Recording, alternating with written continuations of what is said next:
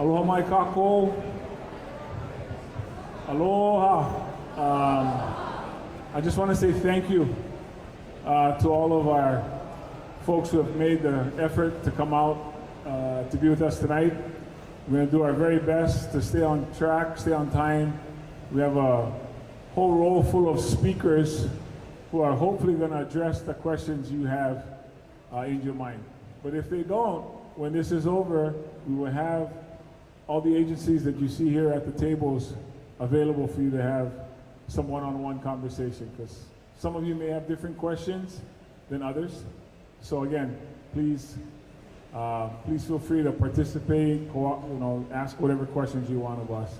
I first wanted to thank Francis Kao with Hawaii Emergency Management Agency, HAIMA, who's over back there with the lay, as well as Colonel Barros, who is our administrator for HAIMA, who made the time to come over from Oahu for this as well today.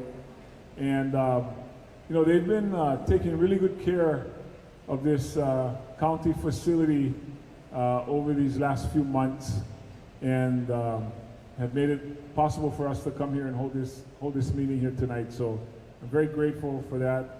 And we're going to have a series of meetings here. Again, thanks to them for helping us put that together.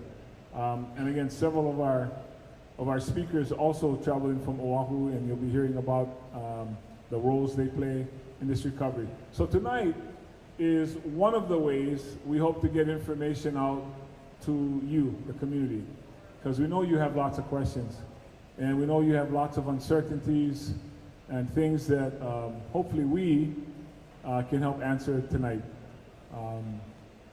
I do also want to note your Lahaina advisory team.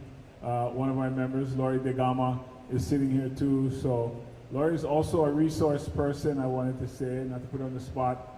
But if you know Lori, she's very open to hearing from all of us, and she gives me very honest feedback mostly about the things that I do wrong.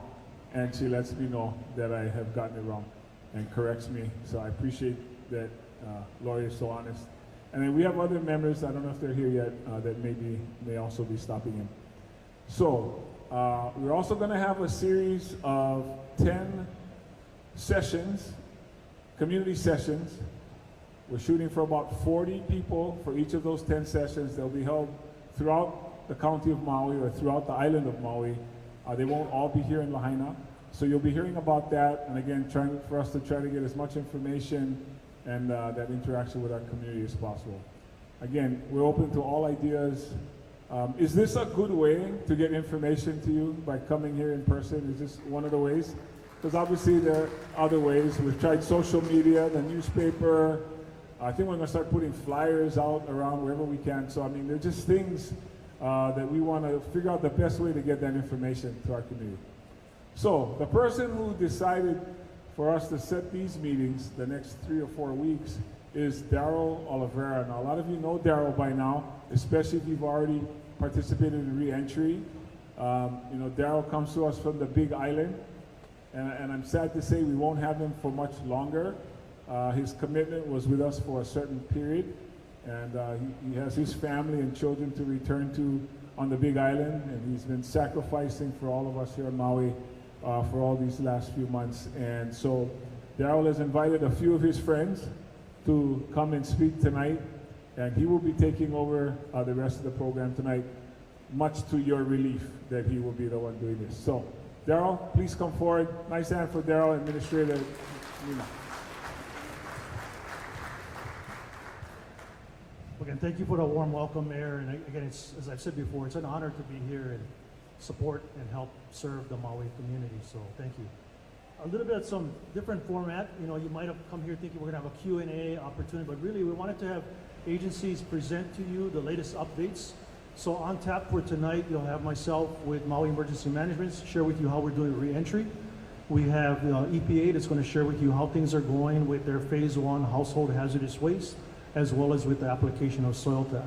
We'll also have a representative from the U.S. Army Corps of Engineers to explain a little bit about the right of entry process and give you a kind of a high altitude perspective of what their scope of work is when they do debris removal on a residential site. We'll also have Department of Health sharing some latest updates on the air quality and water quality monitoring. And then we'll wrap it up with Mr. Gordonito from our insurance commissioner, who will talk about some of the more recent issues or questions regarding insurance. And then Mr. Bob Fenton from FEMA. So again, it's a little bit of different format. We want to present, and then we have breakout tables in the back where we have each one of us or our organizations available to answer your questions. We have maps, some of the literature and other things. So we really want to give you opportunity to go to those tables. And one of the reasons we change it up is when we do an open mic, you come up. I know there's people that are sometimes shame or shy to come up, as well as sometimes the direction can be stuck in one path or track. So this gives you an opportunity to go and actually speak to the different agencies. Myself, Gordon, and Kathy from Department of Health, we will be here and we'll be up front, but at the other tables in the back corners on both sides, we will have every one of the organizations represented so you can go and get your questions asked and answered. As I mentioned, I'm going to be sharing about reentry. How many of you have participated in reentry and going back to your parcels or properties? Again, I've had the fortunate opportunity to interact with some of you. I cannot say thank you enough for your patience with how we've been doing it, as well as, you know, it's very impacting on me when I've had an opportunity to talk to some of you who have lost family members. I cannot say sorry enough, and we're going to continue to try to do our best to make your recovery quick and support you throughout this process.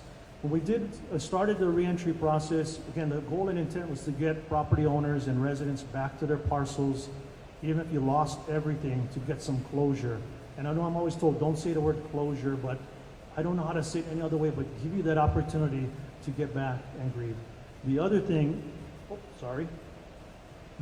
is we wanted to also give property owners an opportunity to settle insurance claims, maybe collect the information needed for some of the applications with other programs for funding, and also to, if you wanted to look for personal effects, and we've heard many success stories with that, with families able to recover heirlooms handed down from generation, things of extreme personal value, maybe not monetary value, but huge personal value to you and your families. So we're really trying hard. In my experience going out there, I've encountered some issues or hiccups. Anything that went wrong, that's on me. That's my fault. If you had a good experience, you thank the teams that helped get you through that. When I say things that went wrong, I'll give you some examples. When I was out in Zone 4, a resident shared with me that he said, you know, Darryl, you promised that they would not apply soil tack until we got to our properties. I said, yes, sir, I did say that. They treated my property. So he showed me how his property was still wet from the soil tack. That was not EPA's fault. That's on me. I could do a better job with coordinating how we get the different agencies working together. The other thing a resident shared with me is, you know, you went zones 1, 2, 3, and then you jumped over zone 4 and you went down to 7. Why did you do that? And I had to explain to him that we tried our best to say we wouldn't be in a set cadence or sequence, because we're working together with EPA, we're working together with HECO, we're working together with other agencies that are doing things like debris removal with, let's say, HECO with the poles and the wires. So at the point when we completed Zone 3, Zone 4 was not ready for us to go into. Instead, with the mayor's support, we jumped and opened up Zone 6 and 7, which got us Malo Wharf. As I was walking around in the community talking to residents as we're doing reentry, Malo Wharf seemed to have some significant importance for those that enjoy our ocean recreation. I'm talking about the local fishermen who, for subsistence, for their own healing, wanted to see the wharf open. So again, with the mayor's support, we partnered with DLNR and we opened up that zone. It was never meant to disregard any other zone. It was just zones 4 through 5 weren't ready, and we didn't want to stop the momentum and just keep things going. So that's what we've been doing. Like I said, if there's hiccups, if you've encountered anything difficult, challenging with your reentry, please come see me. I'll be up front. But I hope otherwise your experience has been, I want to say, somewhat gratifying, or you've had that closure or opportunity. For those that still have standing structures, we're working hard to get you back. I was talking to some friends of mine here from Opukea. We are working with getting them back to their standing structures. A couple of challenges there. We want to make sure it's safe. As I shared with them, there is a building at the entrance to Opukea that is at risk of collapsing. Last thing I want to see is somebody trying to go through and get crushed by a building. The other thing is many of the zones in Lahaina do not have potable water yet. And recently, we have wastewater reestablished. So we'll work with you. If you have any questions about when your zone is opening, how quickly can you get back, again, please come see me up front. Happy to show you the map and explain things. Trying to keep it fast because we do have a tight schedule, and I want to respect everyone's time and really get you the opportunity to talk to the representative at the table. I'd like to bring up next is Tara Fitzgerald from EPA, who will share, again, as I mentioned, how phase 1 is going, as well as the application of soil tag.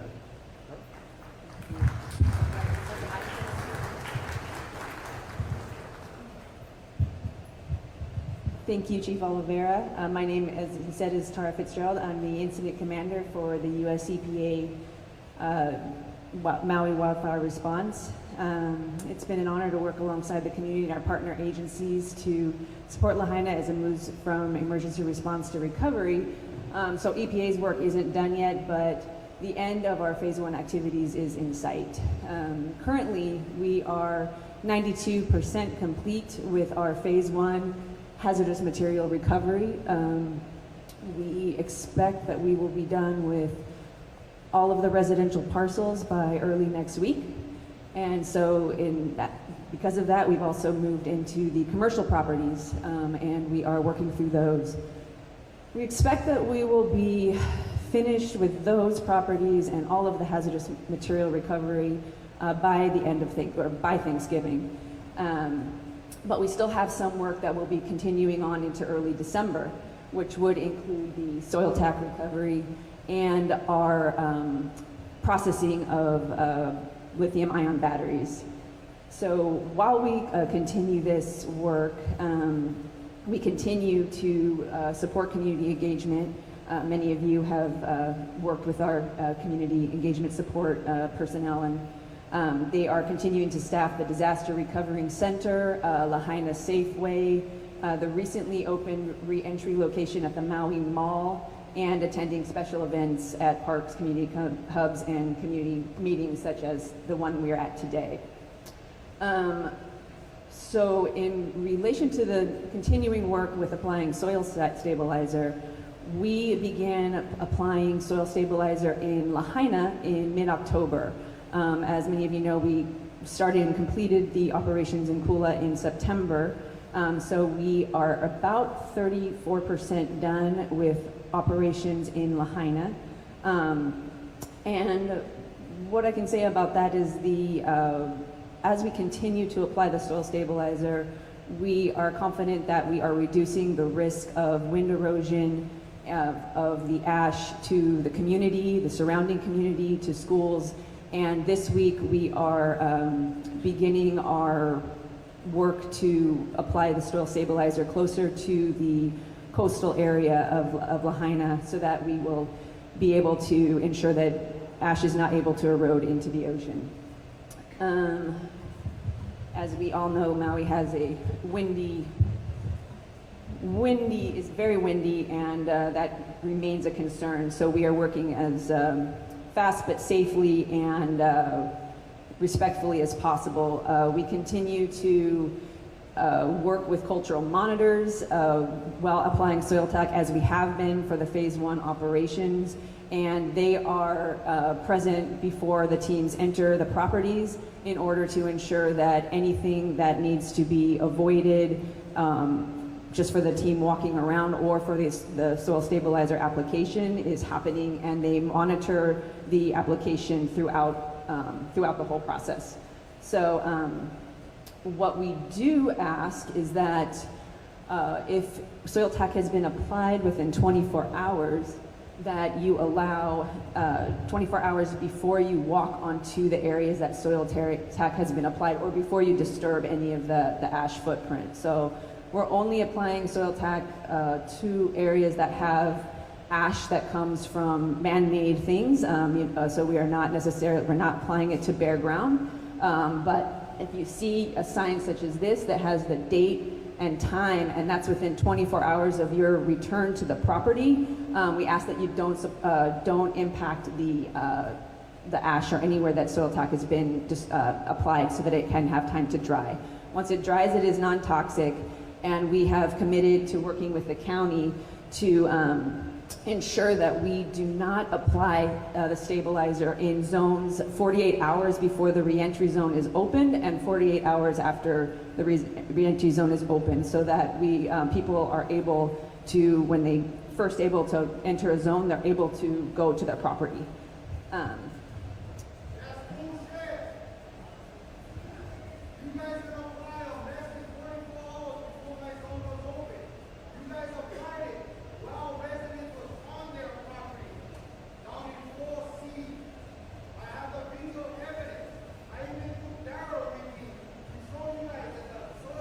Okay, well, we will be able to talk with you after this. As we talked about, we have an area we can talk about it.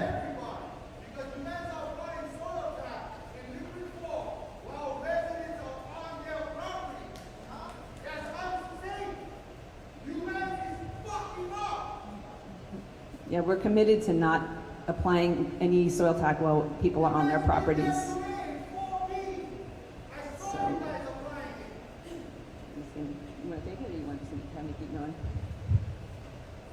We can talk. I mean, you and I have spoke a couple of times already, and we'll work with EPA. We'll straighten this out. You guys are putting our lives at risk by applying an untested chemical on our property while we are there. That is unacceptable. Yeah. And as I said earlier, I mean, you know, it's on me. I will fix the problems with the coordination with application of soil tech. Thank you.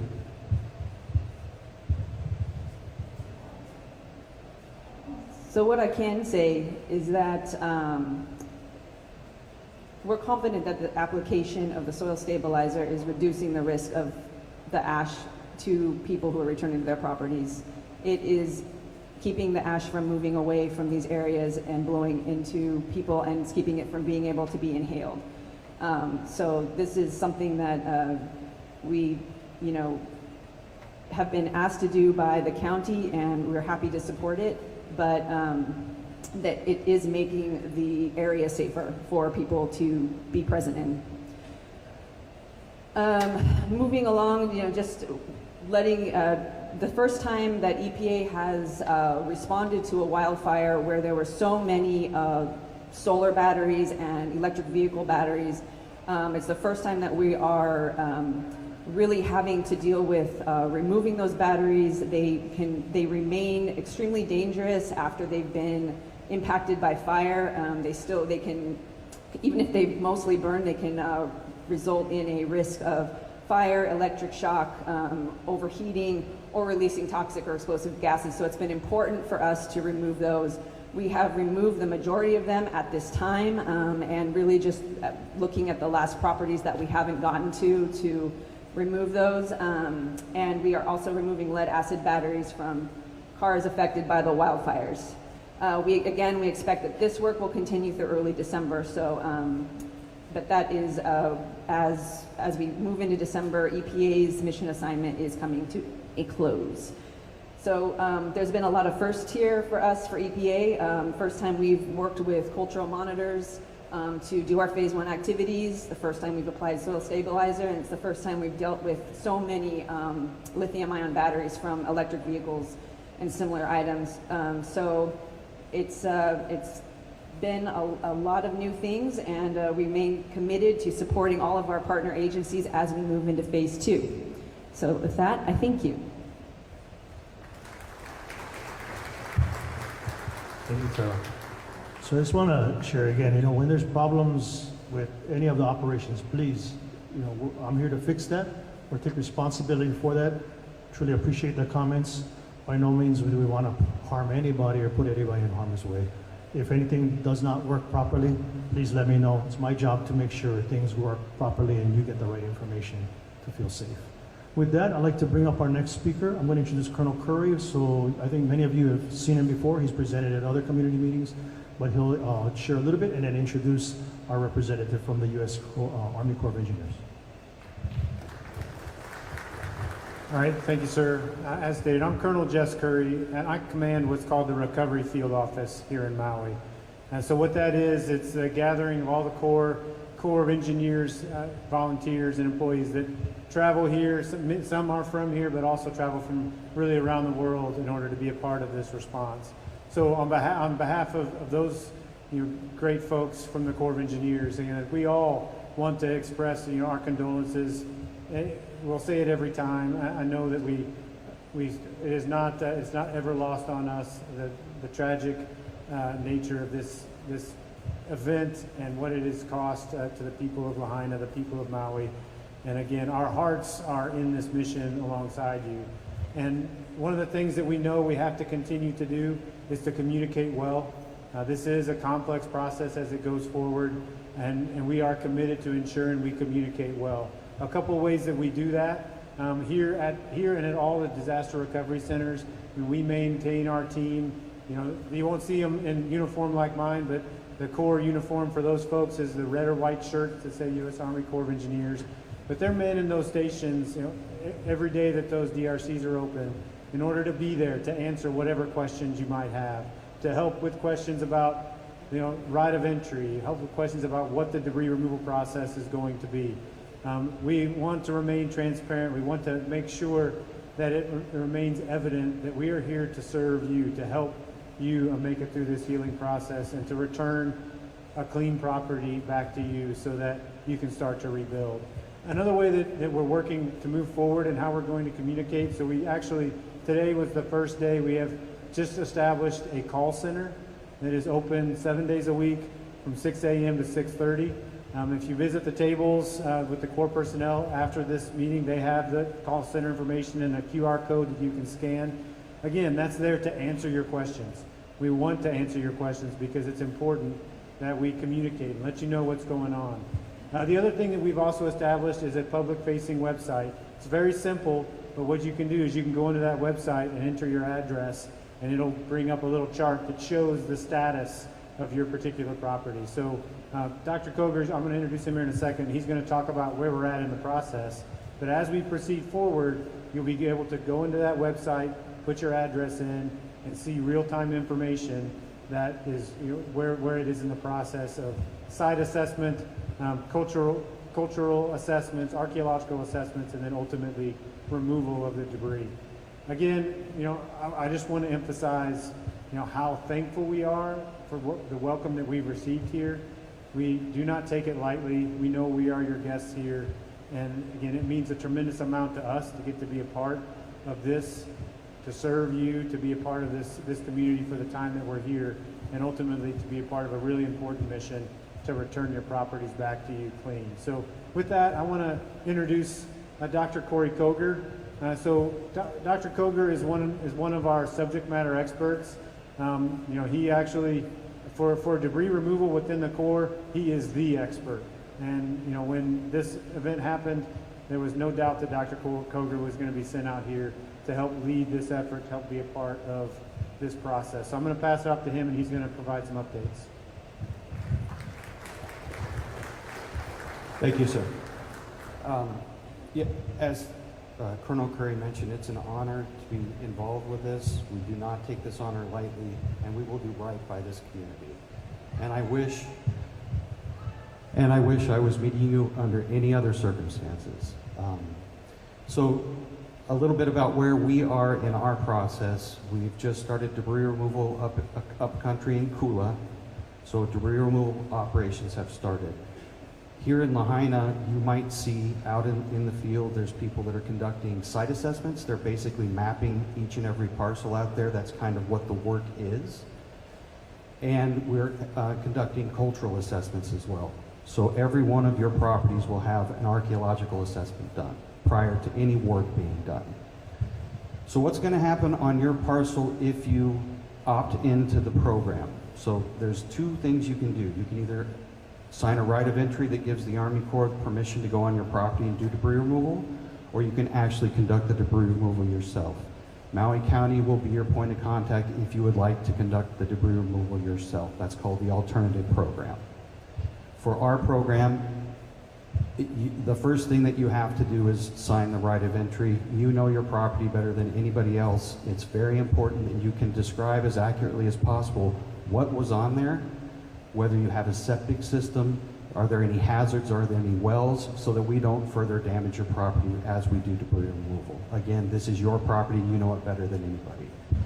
So what's going to happen on your property if you opt into the program? After all of the assessments and the archaeological surveys are complete, 72 hours in advance, we will call you.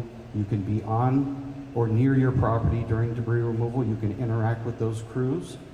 And you can then also describe anything and everything that you think is going to need to go on your property. Again, you know it better than we do.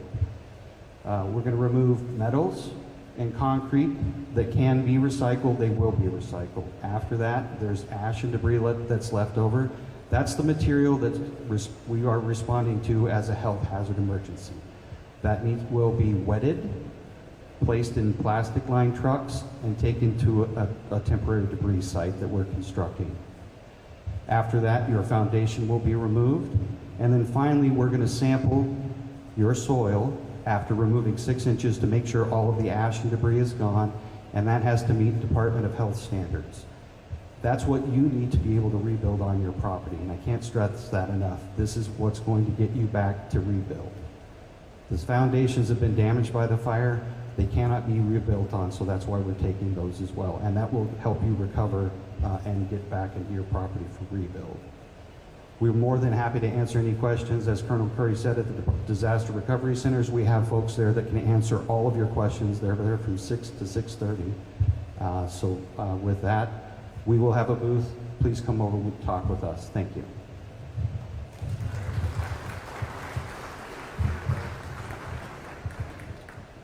Next, I'd like to ask Kathy Ho from Department of Health to come up and share a little about the air quality and water monitoring. Aloha.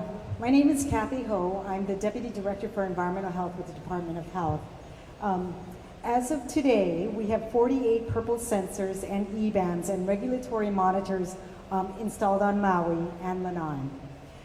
The data from the 20 real airtime monitors in Lahaina is available on a website called fire.airnow.gov. We will continue to add more monitors and sensors in Lahaina as we are able to get electricity and Wi-Fi. We are also preparing for phase 2 by installing air monitors in Kula and conducting air sampling. This will help us understand how the dust is generated through debris removal as we are able to prepare for the debris removal in Lahaina. If the monitors are green, the air quality is good. If the monitors are yellow, you should avoid outdoor activities and reduce exposure to minimize your health risk, particularly for children and vulnerable populations, including pregnant women. So stay indoors, keep your windows closed, and if you have an air conditioner, put the setting on recycle. Some of you may have noticed today that there was some yellow and on one website an orange in the area of the Civic Center. And we thought that was really odd because, and it was for a period of time, so we thought that was odd because we had 2 sensors. One was green and the other was yellow. So we sent someone from the Department of Health to look at the sensor. That flew into the sensor and was still flapping its wings. So that was that's what happened. The other thing is, some of you may have noticed that there was a yellow up at the high school, and Chief Oliveira went up there, and there was some leaf blowing activity. So this is just a reminder that there are all kinds of activities that could cause the sensors to turn yellow. So the next thing I want to talk about is ash characterization and sampling. Some of you may have noticed that the last couple of days we had some DOH employees out in Lahaina taking ash sampling And that's to help us characterize what's in the ash. So we're going to be sampling, and we're going to be testing for heavy metals, PFAS, dioxins, and furans, and other things. We in Lahaina area, we'll be doing what is called multi-incremental sampling, and that we will be sampling approximately 100 homes. We'll be going every other home to do our sampling. We also want to remind everybody that if you're going to enter into your, do some re-entry, please remember to wear your proper PPE. As to drinking water, DOH continues to support Maui County drinking water system and assisting them in following the multiple lines of evidence to restore areas of Lahaina impacted by the unsafe water advisory. Because the infrastructure was impacted, it may need to be replaced. Restoring the full water system will be a long process. I will be available at this table to talk with anybody who wants to talk with me after. Thank you.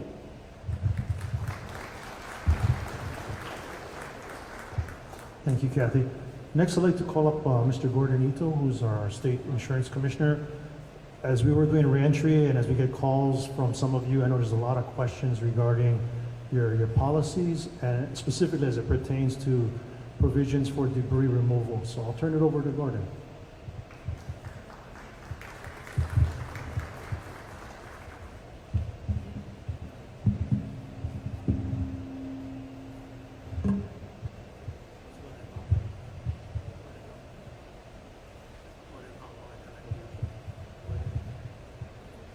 Good evening. First of all, I'd like to start off to say really, our sympathies and really condolences to people who lost loved ones as a result of the fire. I'd like to also kind of explain what we've done really from day one or the day after. We issued a memorandum asking for allowing emergencies adjuster to come in because we know that there would be a need to do that. The week after the fire, we were here on the ground planning for the Disaster Resource Center to open up in Kahului. We did scouting in prep. The day that the DRC opened up in the Maui College in Kahului, we were there. And we've been there every single day. 2 people have been staffing the DRC to answer and assist anybody, and we're still here. We're committed to help each and every one of you who need assistance. So our table is right there. We'll have we have someone sitting there every day. If you have any questions, concerns, if you want to file a complaint, we're here. So I'd like to kind of start off with, as you may have seen or are aware of, this is a data call that we done. We issued it yesterday, a press release. Basically, it's identifying how much claims have been filed with insurance companies for homeowners and buildings, as well as motor vehicle. So this is our initial data call. It's posted on our website. I'll talk about it after this. And you have the URL. We also have printed material back at the desk for you to pick up. So what this indicates is basically for motor vehicles, the insurance companies within this first 3 months have paid off about 85% of the claims for motor vehicle. For property, they've paid off about 50%, about $670 million in property claims that they paid. The total for personal property is about $1.3 billion. So they paid about half of that.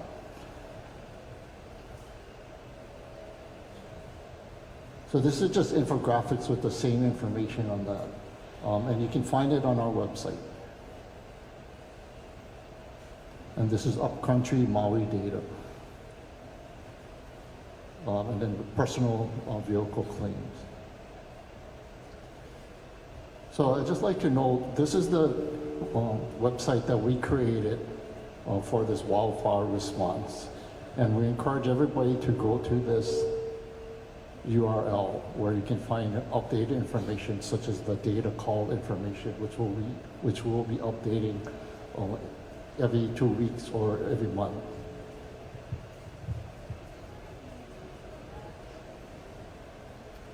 Sorry.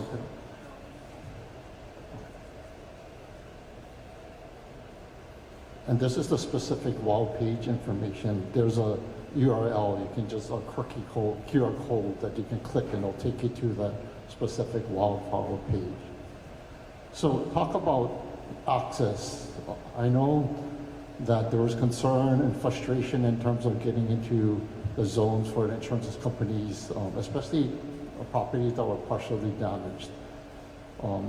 We wanted to be respectful for people who did not even be at the point in time access into their property, and yet we also were concerned with safety, of those enter to look at and do claims adjustment. So, we really thank Darryl Oliveira and MEMA as well as the mayor for creating a specific process to allow the insurance industry adjusters to apply to get in access to keep the claim process moving.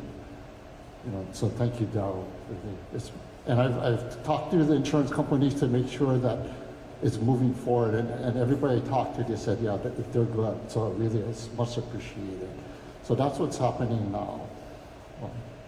I can't stress enough that if you have any questions, concerns, complaints, really either call our office, which has that information at the very bottom, or you can visit the table here. Again, we have 2 people every single day in this DRC available to answer any questions.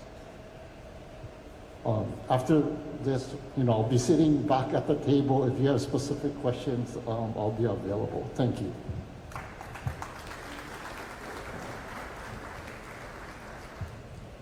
I'd like to call up our last speaker this evening, Mr. Bob Fenton from FEMA. And as he comes up, I just want to share that, again, this format tonight was really give you folks just a real high, brief overview of where we're all at. And I know there's other topics of interest, housing, the status of the debris disposal and its final disposition, all those things. Those topics we're looking at for future meetings. Our plan is to be on a regular Wednesday cadence out here in the community and continue to update you on what's going on. So if your topic wasn't on the schedule this evening, it's likely to be on a future schedule. And as you come up and talk to us, please let us know if there's something of particular interest that you need to know more about that we can schedule. But with that, I'll just hand over to Bob. Thank you. Well, I appreciate the opportunity to be here. And first of all, I want to express from the FEMA team our prayers and condolences for everyone that had losses as a result of these fires. I've been to, unfortunately, too many fires in my career, and the impact by fires are probably the most significant events and disasters we see. And in this event, I've been asked to lead a team of federal employees across the government and helping you respond and recover from these fires. And one of the things FEMA does is coordinate the federal government's support to this. One of the things that you maybe heard me talk about in previous town halls is it really takes a coalition, and it's just not federal government, state government, local government, but it's everyone working together. It's you, those that have been impacted, it's the nonprofits, philanthropy, community groups, and it's really that coordination and communication we need to have to help you recover from these type of events. I lead a group of dedicated civil servants. So far to date, FEMA has been involved in providing over about $1.3 billion of assistance in response to these fires. Much of it funding many of the federal agencies that have spoken about the debris removal operation, hazardous material operations. But DOD earlier, search and rescue, HHS, a number of different federal agencies have all brought resources and services here to support those in Maui. What I want to talk about today from FEMA is really our individual assistance program and all those that have been displaced from this fire and where we're at with that program. I guess let me start with the good news is the application deadline was tomorrow. We extended it to December 8th of 2023. So as the regional administrator, I could extend it up to 60 days. I went ahead and extended to the fullest authority I have to extend that application period. And so therefore, if you haven't applied for FEMA assistance already, please apply. That's where it starts at the 1-800-621-3362 number, or go to disasterassistance.gov. Many of us after the fire, and I was here immediately the day after the fire, remember everyone being displaced. Many people went to family and friends, many people were in shelters, and the first step that we did was went ahead and started negotiating with Red Cross and the state and the hotel industry to put people in hotels, because as the tourists left the hotels, we were able to leverage those spaces and put many families that were displaced in those hotels. Well, the hotels are only the starting point of recovery. It's just the initial place that was immediately available that we could put individuals in and families that were displaced from the fires. And so what we want to do is continue to work with you, because our goal is to get everyone into safe, secure housing. And our goal is to do that as soon as possible. I have a feeling that we'll be able to put many of the people that are in hotels right now into much more interim housing in the next couple of months ahead. Each family will have a different path to recovery. So not everyone follows the same path. And one of the things I want to iterate before I go into the different paths here and talk to you about different programs is that we're here for the long haul. We are here to see Lahaina recover, and not only helping you as individuals, but helping with a lot of the damage publicly owned infrastructure, and ultimately helping with the brilliant of Lahaina. As we'll be here to do that as we work together with you. So one of the key things is to stay in contact with FEMA, because there are several different pathways to help you recover, especially if you're displaced by the fires. The first one is rental assistance. Over 3,400 people have received rental assistance from FEMA. That's 2 months rental assistance at the fair market rental rate. And you can come back and get continued housing assistance from us. And if you wish to receive assistance and continued housing assistance, you have to fill out a application for that, where you can get an additional 3 months, and it goes in 3-month incremental proportionments up to 18 months. So if you have gotten that rental assistance, we want you to use that to rent. And then what I did was we moved the rental rate from 100% fair market rental rate up to 175%, because we recognize the prices of rentals here are high, so that as you come back in for the next 3 months, you could get 175% of that fair market rental rate. I know you may have questions. You may have gaps too. Maybe you don't have first and last month's rent. Maybe you don't have the security deposit. What we've done is combined with a bunch of nonprofits and philanthropy organizations to help with those gaps. So if you come here to the Disaster Recovery Center or contact someone from FEMA, we have them in most of the hotels, what we can do is we can work your unique situation, and working through property management companies, try to find you a rental property that you can move out of the hotel or move out of, friends and family to a longer term rental location.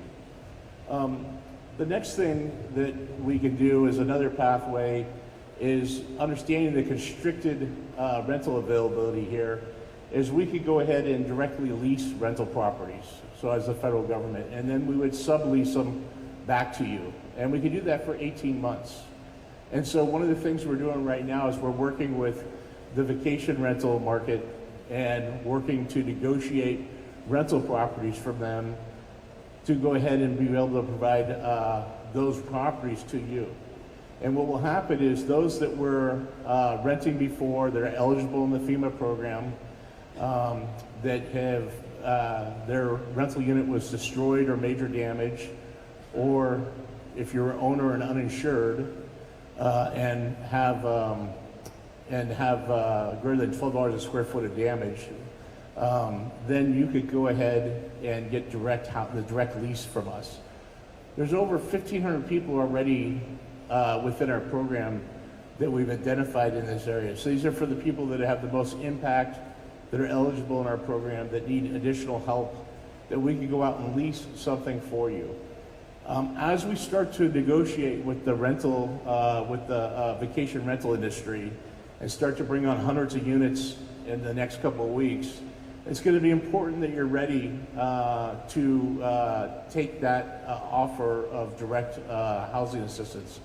If you're in the hotels, we will work with you with a case manager, and we'll let you know what's available. Obviously, we'd like to get you back to the west side, but in some cases, just because of the availability, it may be based on the west side.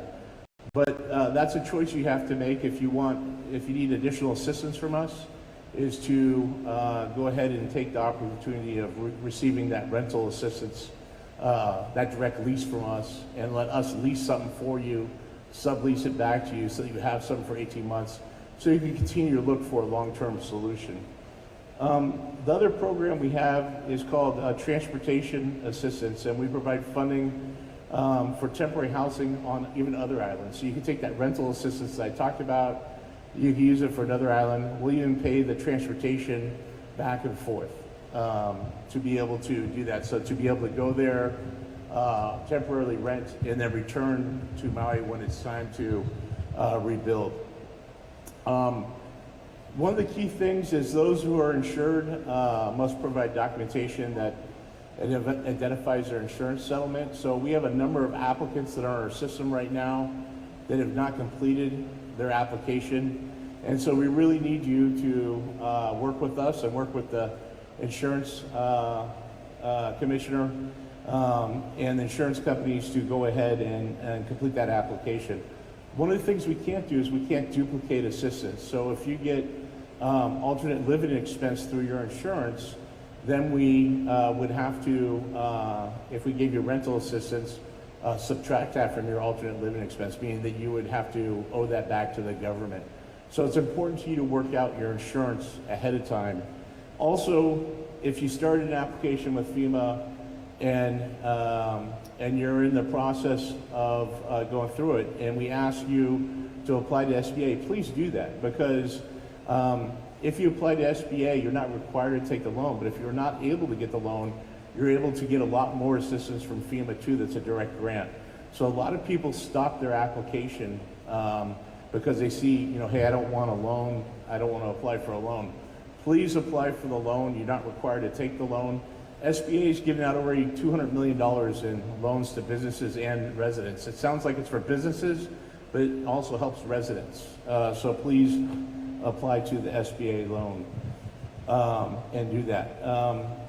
Also, if you have questions about either rental assistance, our direct lease program where we lease for you, or the transportation assistance program, you can always come here to the Disaster Recovery Center.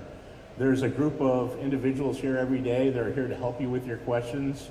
There's also a lot of other federal and state agencies here and nonprofits that have a number of other programs that may help you in your situation. And those gaps you have or those resource needs you have may be here at that facility, and take advantage of that. Remember, if you haven't applied yet, the application number is 1-800-621-3362, disasterassistance.gov, and we want to make sure that we're able to work with you. If you have an application for some reason that's held up, and it may be because of insurance, it may be because of the SBA, or verification of residence, come here and work with us. We want to move it through. Right now, we have teams going out to all the people in hotels that have an application held up to work through their application and complete them. So we're here to help you through that process. I know sometimes it seems a little bureaucratic or complex. Come find someone, we'll help you with that process. With that, I appreciate it, and let me turn it back over to Daryl. Thank you.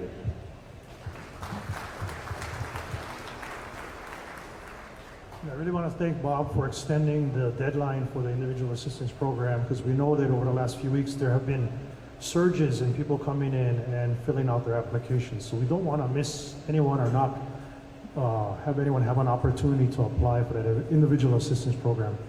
I just want to say thank you to the group coming this evening. As I mentioned earlier, I know there's other topics of interest. We are committed to being here every Wednesday going forward, same time, 5:30 here. We will have different topics, different agencies reporting out. As I mentioned earlier, we have the tables in the back corners with the different representatives, as well as myself, and a few others will be up front. Welcome your input, your comments, your feedback, your questions, so please come see us. Right now, I just want to turn it over to the mayor, but before doing so, I want to really thank him for supporting this event, encouraging us to do more with communicating to all of you and sharing more. But thank you, Mayor, and if you don't mind closing us. Thank you again, Darrell. And thank you to our American Sign Language interpreters who have been doing this throughout the night too. Very nice of them.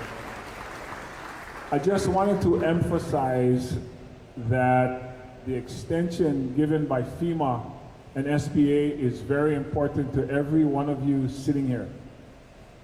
The key point is this: you must apply.